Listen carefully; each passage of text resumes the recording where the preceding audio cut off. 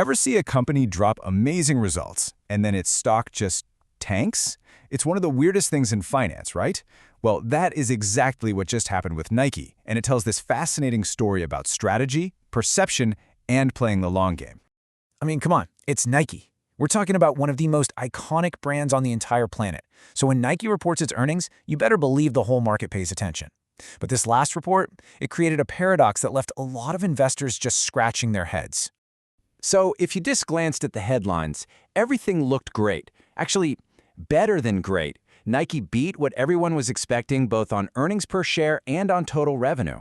By any traditional measure, this was a successful quarter. A clear win, you'd think, right? Yeah, not so much.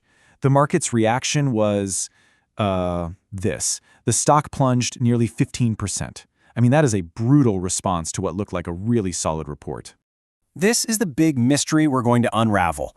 How can a beat on earnings and revenue possibly lead to such a massive sell-off? The answer, it turns out, is hidden deep inside the numbers and, more importantly, inside the company's strategy.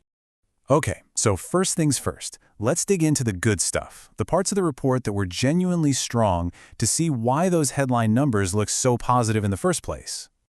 Okay, check this out. Nike running, one of their biggest and most important performance categories, absolutely exploded.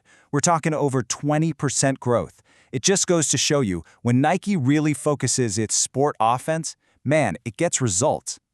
And here's where it gets really interesting. Look at North America. While other big regions were struggling, Nike's biggest and most important market actually grew by 3%. And management is pointing to this and saying, see, our comeback plan, it's working where it counts the most. And it wasn't just talk. They backed it up with some seriously cool product innovation that people are clearly loving. That new Nike Mind platform, a huge hit, sold out everywhere. And they're pushing the envelope with new tech for apparel and new shoe designs. So yeah, the innovation engine is definitely still firing on all cylinders. The company's CFO, Matt Friend, basically doubled down on this. He sees North America not just as a one-time win, but as the blueprint for turning around the whole company. So up to this point, everything seems great, but this is only half the story.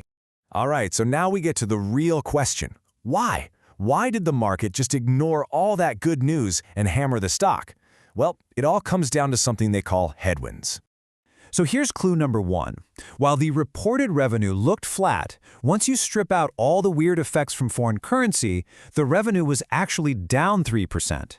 And that number, that gives you a much truer picture of how the underlying business is actually doing. And it wasn't growing. And here's the real gut punch. Sportswear. Think about your classic Air Force Ones, the Dunks. That's a massive, super profitable part of Nike's business, and it fell by low double digits. That is a huge hole to dig out of, even when the running division is absolutely killing it.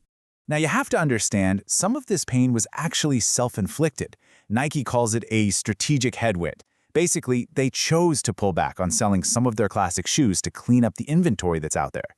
Yeah, it hurt their sales this quarter, a 5-point hit actually, but they're arguing it's absolutely necessary for the long-term health of the brand. We also saw some weakness where you wouldn't expect it, in their own sales channels.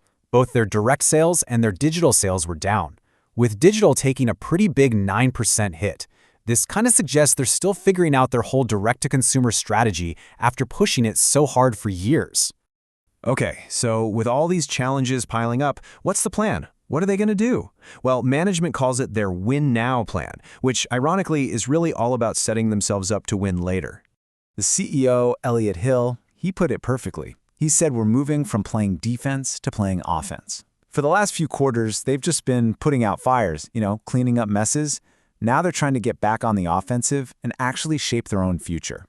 And the plan is pretty straightforward, really. It's 3 steps. 1, finish cleaning up all that old inventory. Get it out of the market. 2, refocus everything on what made them Nike in the first place, performance and sport. And 3, start rebuilding those relationships with retailers like Foot Locker and Dick's Sporting Goods, basically admitting they need both direct sales and wholesale partners to win.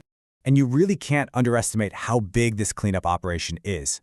The CEO said they've intentionally cut over $4 billion in revenue from their classic shoe lines. Billion, with the B. Why would they do that? To get the market healthy again. That is a massive, deliberate, and painful cut. So where does that leave us? How are we supposed to think about all this? Is Nike a company that's in trouble, or is something else going on? Well, the CEO gave this really powerful analogy to explain their mindset.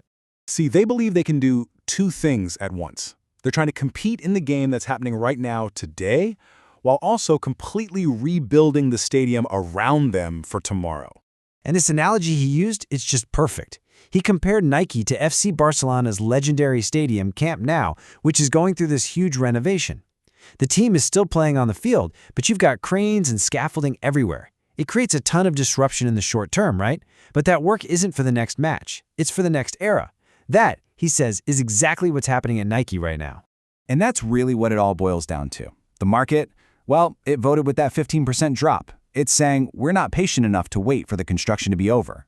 But Nike's leadership is making a huge bet that this painful, messy rebuild is the only way to make sure they dominate the next era of sport. The only question is, who's right?